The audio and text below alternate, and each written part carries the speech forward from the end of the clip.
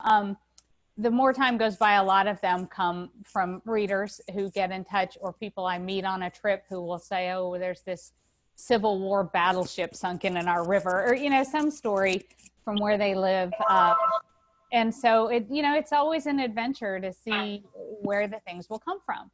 But this particular book, Before We Were Yours, actually came just completely randomly. I was working on another book.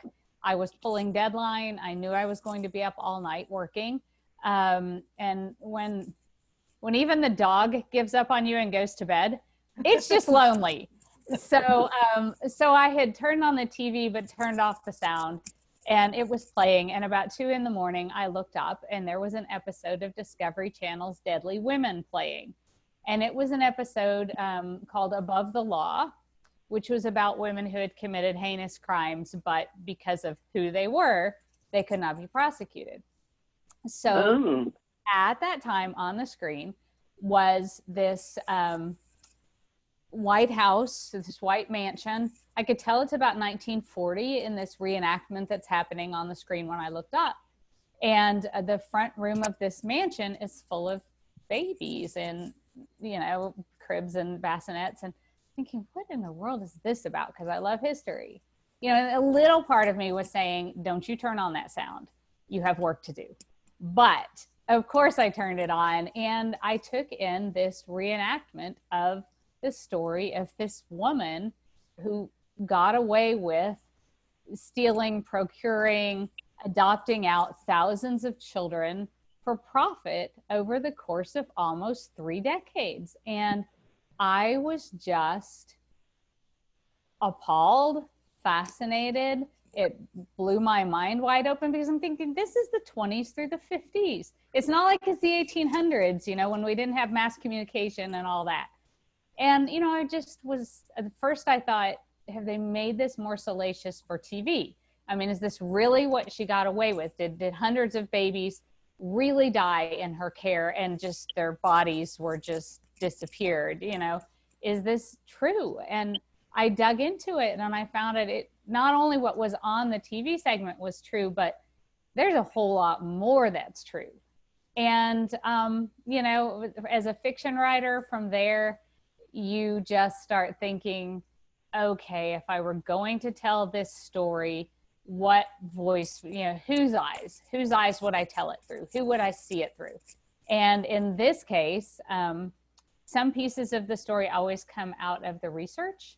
And as I was digging into it, I came across the fact that one of the people groups that Georgia Tann would take advantage of was any kind of migratory peoples. And one of those were the shanty boat people, who would come to Memphis and camp at Mud Island. Tens of thousands of people were still living the shanty boat life in that era. And they were obviously, you know, they had no connections in the town. They had no money. They were often very innocent of the world. They had no way to defend themselves. They didn't know what was going on. And so they were an easy target for her to raid the shantyboat camps and steal kids. And she did. And that is where Rill and the Foss children came from. Wow. Wow. You know, we all said, Lisa, that everybody was profoundly moved by these stories, and to, you know, again, mostly to realize they're grounded in reality. I wanted to ask you, how long did you research the book? Yeah. So I'm a little bit of a, you know, writers like to say they're either plotters, meaning, you know, they have everything plotted out and they have like this giant wall of sticky notes that tells them everything they're going to write, or seat of the pants people. And I'm kind of a hybrid. I have a rough idea. I have kind of the 3-act structural skeleton of the story in mind, but I'm always researching as I go. And a lot of the story will come out of the research. So those are parts that kind of came out of the research as I went along working on the story. Okay, I see. Let me ask you, I assume that in the 1950s, these homes that she would bring the children to were completely unregulated. Is that true? Oh, that is very true. There are so many shockingly awful parts to the real Georgia Tan story. And, because it was all for profit and she really had no interest in the welfare of these children, they were just products for her. She and her lawyer would often say, do we have that in inventory? Meaning, do we have a 5-year-old blonde haired boy or whatever was being requested? And she, so it was however she could keep them the cheapest. If a child was going to require expensive medical care, etc., that child was just shelved to die. She had people she would send sickly babies to, and their job was just to wheel the baby out in the sun, let it expire, and dispose of the body. The homes where these kids were being kept were just homes around the city. They're unregulated. They are not checked on. Anybody who wants to get paid this certain amount a week to keep a child, can be used by her as a boarding home. And many of them are awful, because what is the impetus if the people are getting paid this certain amount per week? What is the impetus to spend any of that on the child? So, kids were hungry. Kids would show up in court proceedings with, body vermin, lice, and other things going on. And, of course, there were drunks and pedophiles and people who, took in children either for money or for other nefarious purposes. The boarding homes were an absolute massive scandal. Was there a period in time ultimately where these homes were investigated? And also, were you able to see evidence of some of the abusive discipline that went on? Was there any evidence of that anywhere? So yes, the boarding homes, what happens with the Georgia Tan story in real life is why it's allowed to happen in the first place. Is because the politics are incredibly corrupt. At that time, Boss Crump has Memphis. Boss Crump has the state of Tennessee. Boss Crump is the mayor of Memphis, but he has a wide reach within the state. And she comes into Memphis. She gets in with Boss Crump. And so she's got the police force, the ability to go into hospitals and take children out of maternity wards, the ability to go into orphanages and take children. She is all power, the courts, she's all powerful. So the politics change in the late 40s. Crump is out, Governor Browning is in. Governor Browning appoints an investigator, Robert Taylor, to dig into the Georgia Tan situation as he is dismantling the Crump machine. So Taylor goes forward with the investigation. He runs into a lot of opposition, as you can imagine, because wealthy and powerful people are involved in this. Wealthy and powerful people have these children. They've helped friends and relatives and donors get children. So there's a lot of people are tied up in this. So Taylor runs into a lot of opposition. Taylor at one point has a stakeout going on across the road from the main orphanage on Poplar Avenue, the mansion that I saw recreated in the video. And because they don't have whatever warrants or whatever, they can't get what they need. They're literally having to sit across the street, photographing and watching men carry boxes of documents out of the orphanage, never to be seen again. So a lot of it ended up being hidden. Some of it, I think, probably didn't end up in Taylor's report because important people were involved in it. But he does go into how squalid the boarding homes were. Some of the ones he investigated where kids were being kept by completely inappropriate people. Different cases where kids were removed from their parents, not in unjust ways by various judges. And, if a family could come to court, if your children were taken from you and you were able to go to, and you even knew what happened to them, which many people didn't. A lot of times, in those days, someone would leave a child out on the porch to nap because it's hot, and back then people did things like that. And, the mother would just come back and the child would be gone and she never knew what even happened to it. Or kids would disappear off the side of the road walking home from school, but if you knew what happened to your child and you could go fight the case, the judge would simply tell you they've been given to people who can give them more than you can. You won't be getting them back. If you still want children, you may as well go out and have some more. So the judge was complicit too. Oh, yes. Many judges were complicit. When you get later in the 40s, you get some judges who are starting, and doctors also in town, so important people who are starting to protest the numbers of removals of custody that are going into her cases. The doctors are protesting the fact that they know babies are disappearing from the orphanage, sickly babies that are never treated and then they're gone and stuff. And so people are starting to protest. But what would happen, she would either, if they tried to pass laws against her, she would lobby the legislature and the laws would not pass. You asked about the boarding homes. At one point, they tried to make a law to regulate and inspect boarding homes in the state of Tennessee. And it's aimed at her. She goes and lobbies. That law passes with exemptions for any boarding home doing business with Georgia Tan and the Tennessee Children's Home Society. Totally powerful, incredibly powerful. Incredibly powerful. Wow. So,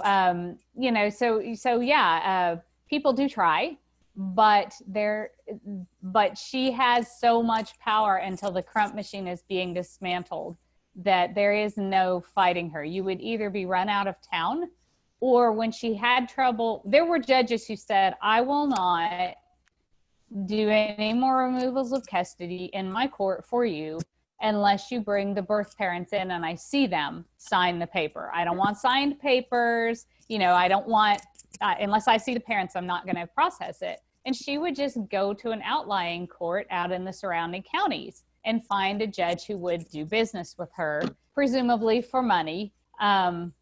And she would go on. So a lot of these removals of custody and adoption paperwork were processed in little county courts outside of the city. Wow. And she completely got away with it, right? She completely got away with it. How the case ends, which people ask a lot. So the governor has his report from Robert Taylor. It's called the Browning Report. And at that time, Georgia Tan is dying from uterine cancer at home in her own bed. And at the Browning Report, the announcement of the governor's press conference of the Browning Report and Georgia Tan's glowing obituary as the mother of modern adoption run literally in the same paper. Wow. Yes. That's incredible. Yes. Did you have any thoughts? I'm sorry. Did you have any thoughts, having researched this so much, about do you think she had to be like a sociopath? Yes. I mean, when you look at her personality and the things she did, and, you have to sort of make assumptions about what her motivations might have been, but she clearly liked the power. She liked to be able to manipulate people. She liked the recognition. She would go around and give speeches. She ran around in all the best social circles. She would throw big parties. So she liked the celebrity of it. She liked the power of it. She liked the money, definitely.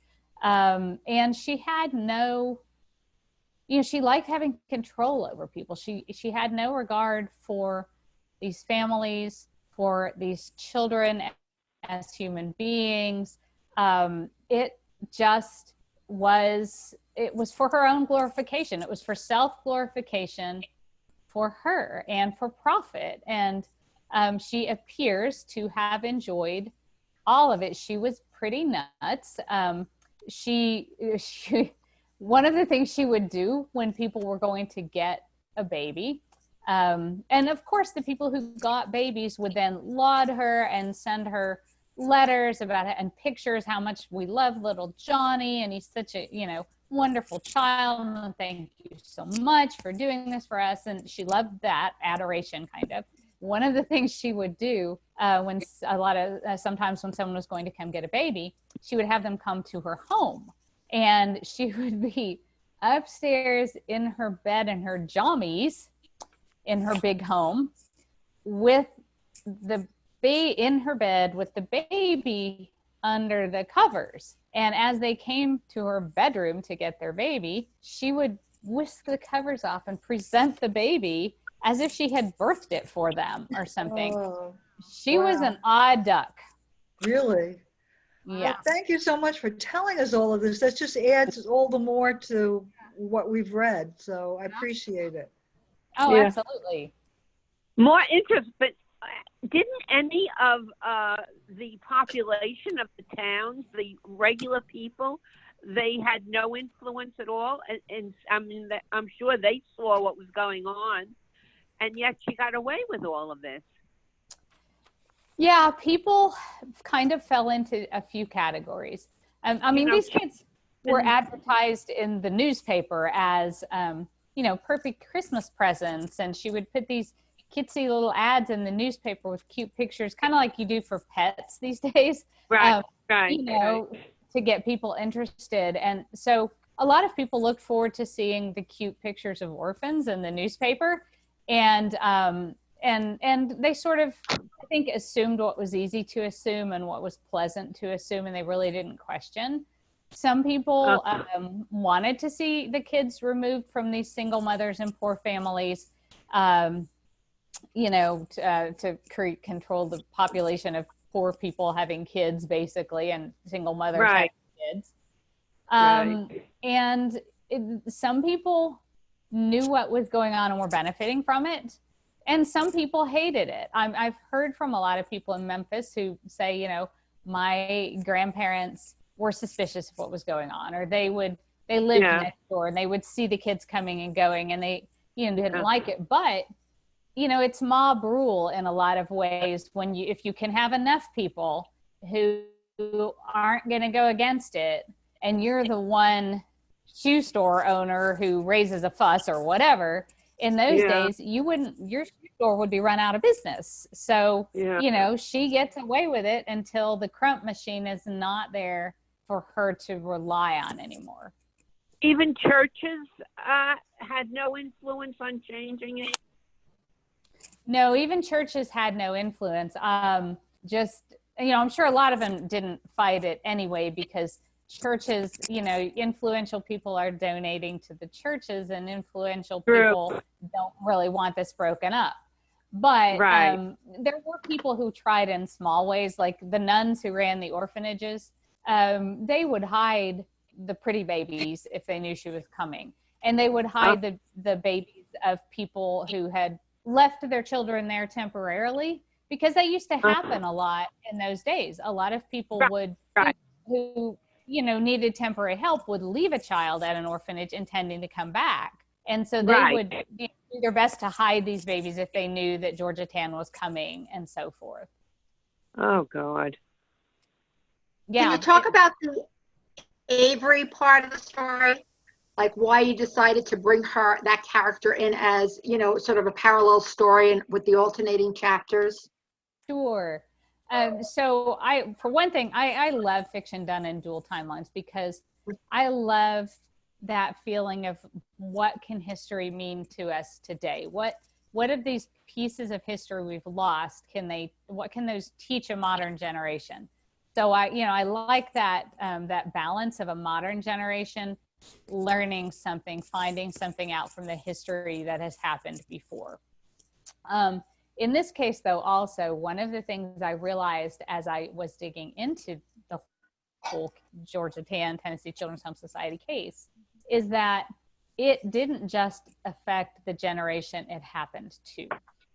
It affected and continues to affect the generations that came down the line, the children and the grandchildren and so forth. And there are a lot of people out there like Avery I meet them all the time, who didn't even know or didn't fully understand or didn't have understanding of what it means to be a Tennessee Children's Home Society family, because it likely means that that nice little story your parents were told when they adopted you about, you know, this college girl who got pregnant with her med school boyfriend and then they died in a car wreck and couldn't keep the baby.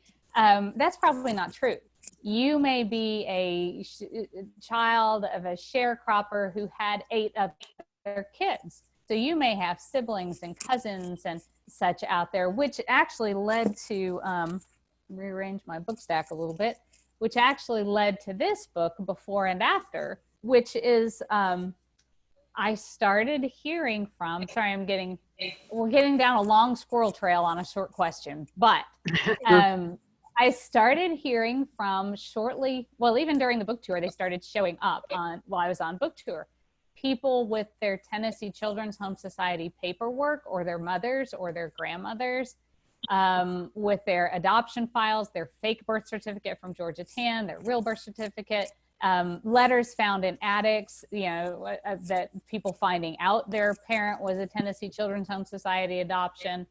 So this book, Before and After, came as a result of hearing from so many of them, helping some of them to know how to find their family information, and recording the true stories of a number of families whose lives generationally were altered by the whims of this one crazy woman.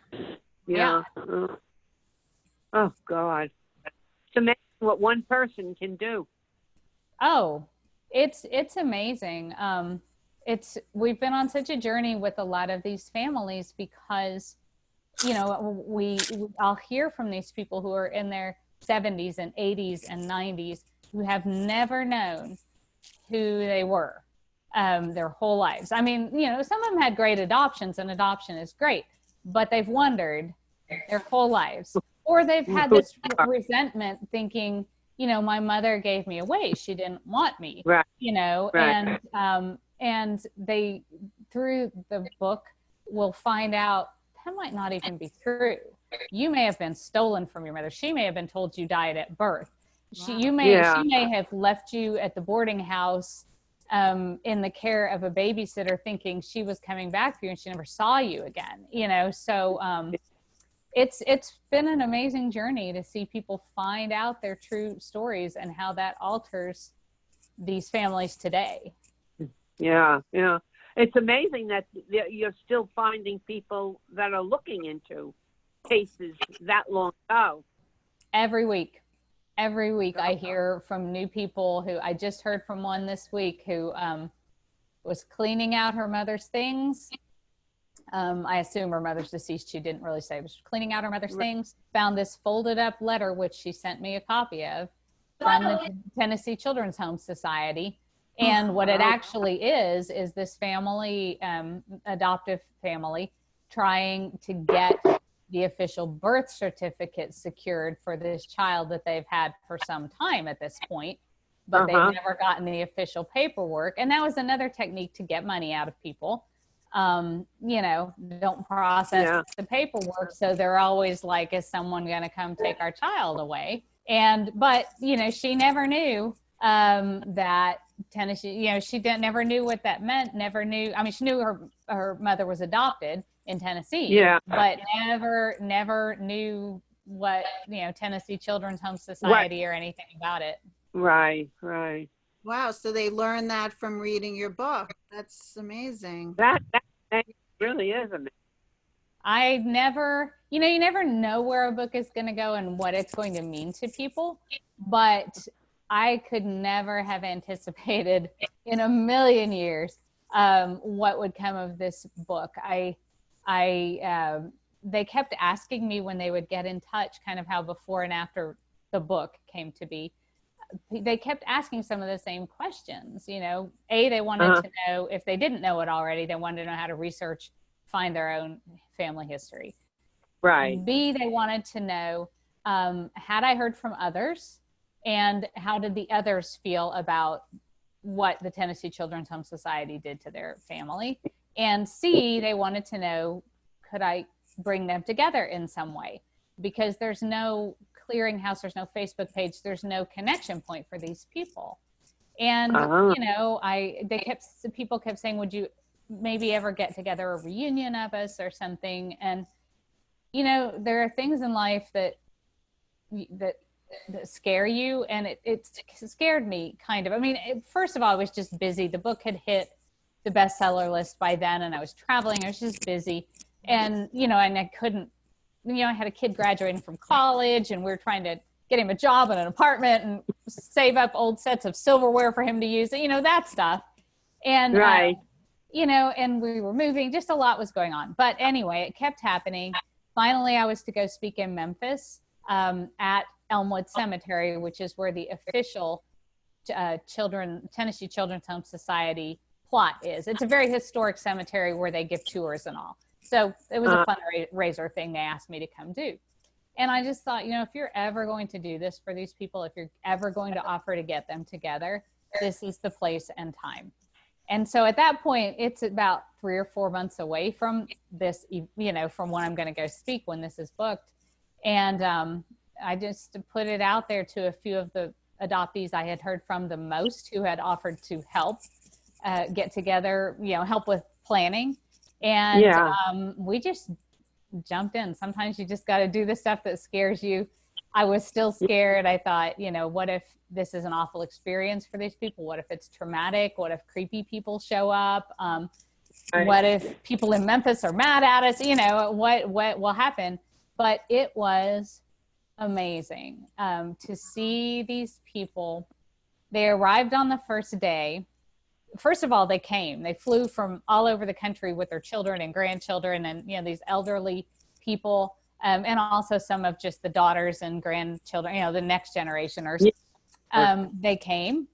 We all stayed at one hotel together where I had gotten us a conference room and things so they could chat and stuff. And I had contacted my journalist friend, Judy Christie, because I was like, if we're going to get them together, it is a shame not to take down their stories. These people are at the end years of their lives, the last decades of their lives. Their stories are going to be lost with them. So this thing tumbled together in such a hurry. It wasn't, and we tried to plan it, but you can't think of everything. And so the first day was a big speech at this retirement home to the book club and just people from this giant retirement home in Memphis. And so we had told the people, you know, the adoptee people, you're welcome to come to the book talks if you want, and you don't have to, and things. And so we sort of realized on that Friday, because Judy's there with me, because she's going to interview, you know, and take down the stories of our people who are coming to the reunion. She leans over to me and she says, we didn't give them name badges. We don't actually know who our people are here. They're just mixed in with all these retirees. And they all look the same. But anyway, but after I talked about Before We Were Yours, these people who had kind of come in shyly and sat in the back mostly, not quite knowing how this was all going to turn out, and most of them having been discouraged their whole lives from talking about their adoption stories, started raising their hands and saying, you know, I was adopted, my mother was adopted, I'm a Tennessee Children's Home Society baby. And so then it was time to eat the cookies and punch in the middle of the event, because before the Q&A, because it's a retirement home, so the cookies and punch are a big deal, and maybe why some of the people are at the book talk at all. So we took the cookies and punch break, and the lady in charge says, hey, would you Tennessee children, you know, would you people like to come up and be a panel and answer audience questions about your experiences? And they did it. They got up and they came and they sat in the front and they told their stories. And for most of them, it was the first time in their lives that anyone was interested in hearing what had happened to them. And it was so amazing. That's incredible. Wow. What an experience for all of them and for you. it was one of those things that I never could have imagined it would turn out that way. And, I sort of panicked when the woman asked them, because I thought, oh, well, what if they don't want to get it? But Yeah. they did, even the one daughter, she whispered to me, her father was quite elderly and delightful man, walks with a cane, and they'd made this trip across the country on kind of a late night flight because that's what was cheap and everything. And she said, he's very shy. I don't think he'll want to do it. And when they set up those chairs, up he came with his cane and got up there to sit with his fellow adoptees and tell his story in this very soft-spoken, lovely voice. Wow. But he wanted to tell his story. Wow. So a lot of good came out of the book. A lot of real good came out of it. Yeah. That is absolutely amazing. Yeah. But I'm sure the people that did come, it must have been a relief to them to be able to talk about it. It was, Yeah. and people even some of the ones whose stories aren't in the book and things, many of them have been discouraged by their families, by, people in their lives, certainly by their adoptive parents, because it was kind of a scandal at the time. And, you didn't want anybody, your neighbors, whispering that you had bought your child.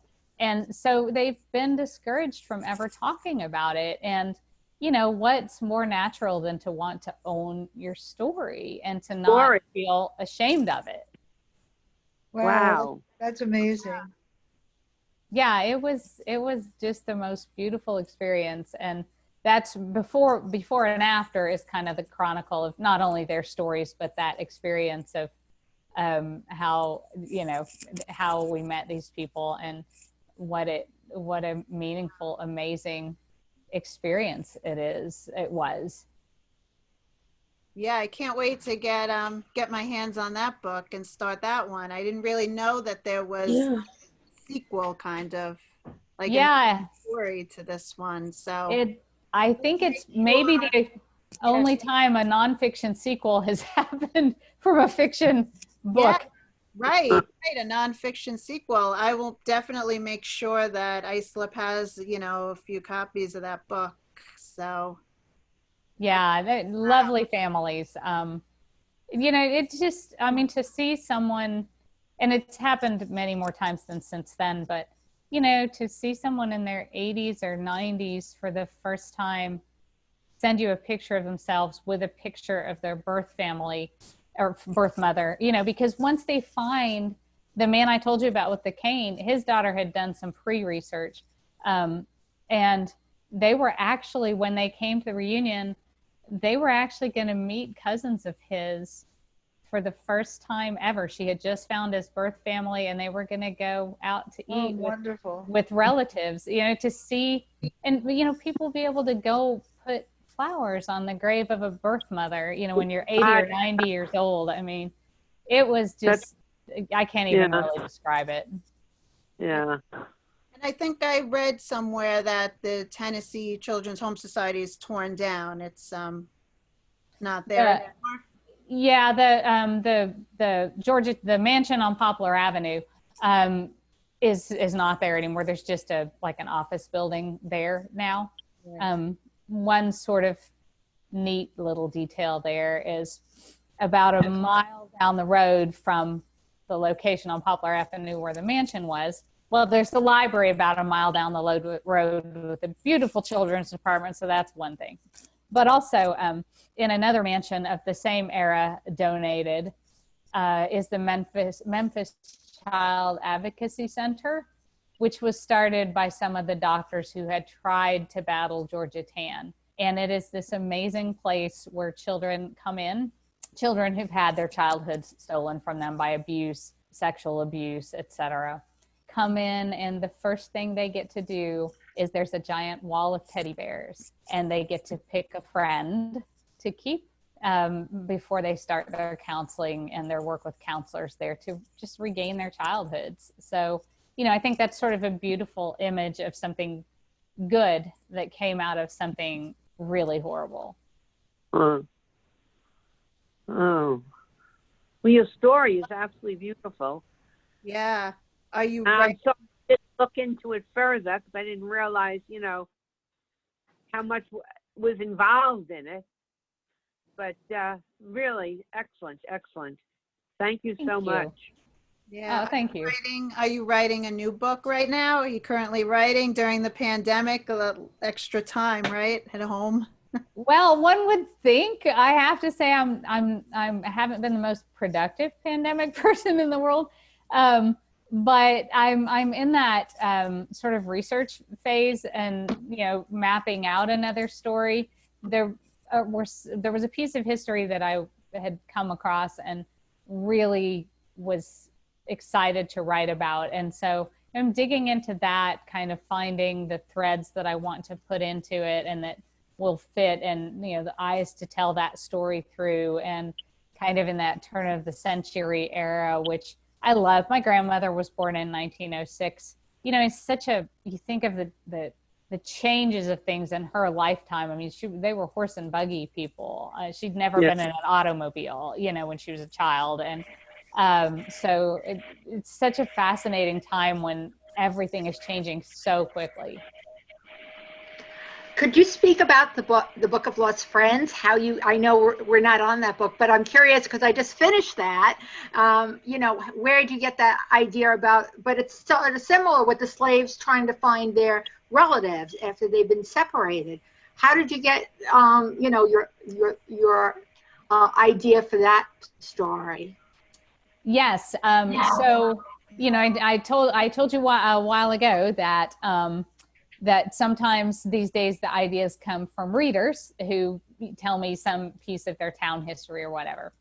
So I was actually in a committed relationship with another manuscript that I had finished writing the rough draft for before I went on tour for Before We Were Yours. And I loved that piece of history, and that was to be my next book. And so I was home from the tour. I was getting ready to start a day of editing and shaping that manuscript. And I was procrastinating. I opened a note from a note from somebody I didn't know, an email. And it was a reader who said, I just finished Before We Were Yours, and it reminds me of some work I've been doing for the Historic New Orleans collection, databasing these old ads from the post-Civil War era into a database for the museum. And I think it's something you should consider writing about and would like to know about. And to the bottom of the email, she had attached several of these JPEG photos of these old, blotchy 1870s, 1880s advertisements. And what those were the letters written by families who had been separated during slavery, in hopes of finding the relatives who had been taken from them during slavery. And so it's post-slavery days. People are scattered all over the country. Some of these people haven't seen their children, their siblings, their husbands and wives in decades. And they find out that there is this thing called the Lost Friends column in this newspaper out of New Orleans, the Southwestern Christian Advocate. And they can place an ad in the Lost Friends column. When from there it goes out in the newspaper to thousands of post offices and churches where it's read from the pulpits. It's hung up in post offices, goes to thousands of subscribers. And what the Lost Friends column header would ask people to do is, if pastors, please read these from your pulpits. If you know of any information of these people who are being sought in these advertisements, please let the people know. And so it was like this early day social media wall and a piece of history. I never knew what happened, never knew of such a thing. And so I sat there that day and I read on the database ad after ad after ad, and she had said to me in the note, every one of these is a story. And it is. Every ad is the story of a family and what had happened to them and their deepest desire to find one another again. And so that's where the Book of Lost Friends came from. I just had to tell it. I had to tell that story. It was great. I loved it.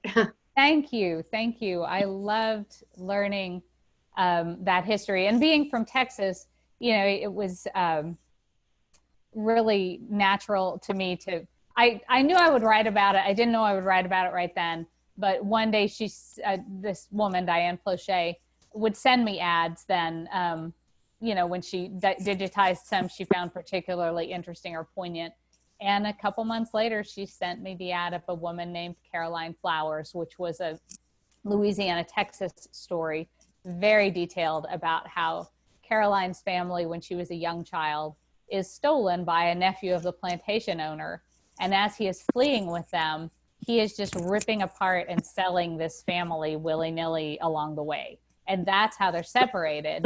And the ad is Caroline, decades later, writing her story in this ad in hopes of finding these many siblings and relatives that she's torn away from during this man, taking off with their family.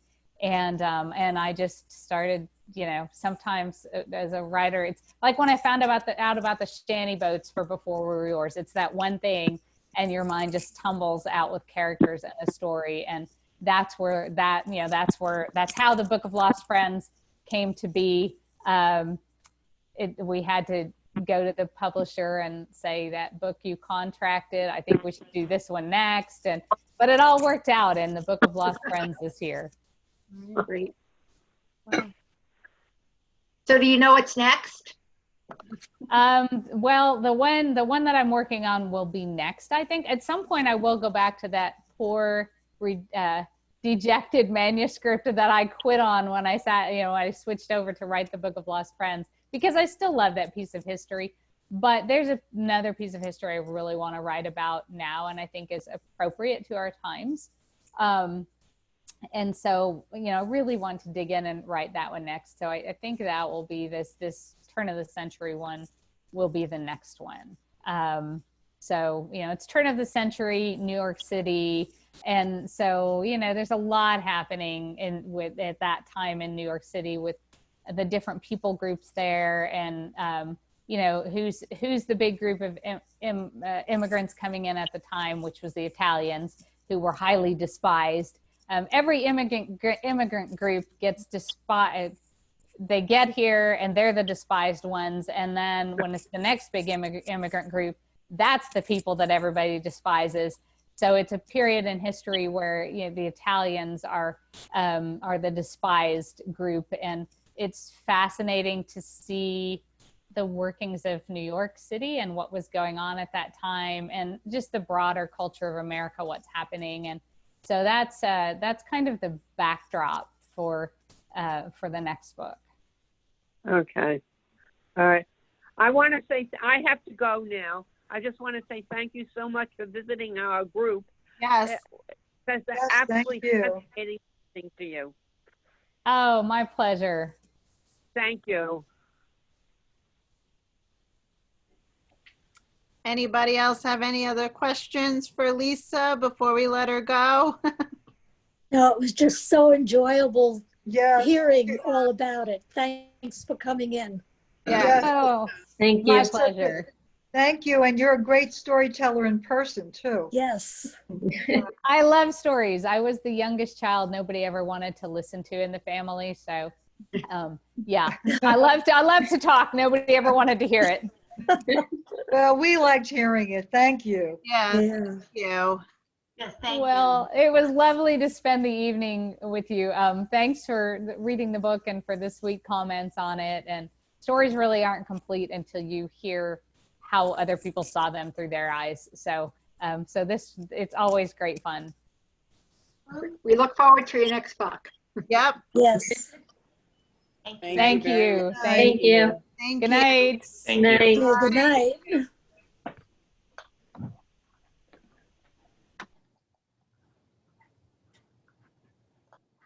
Yes.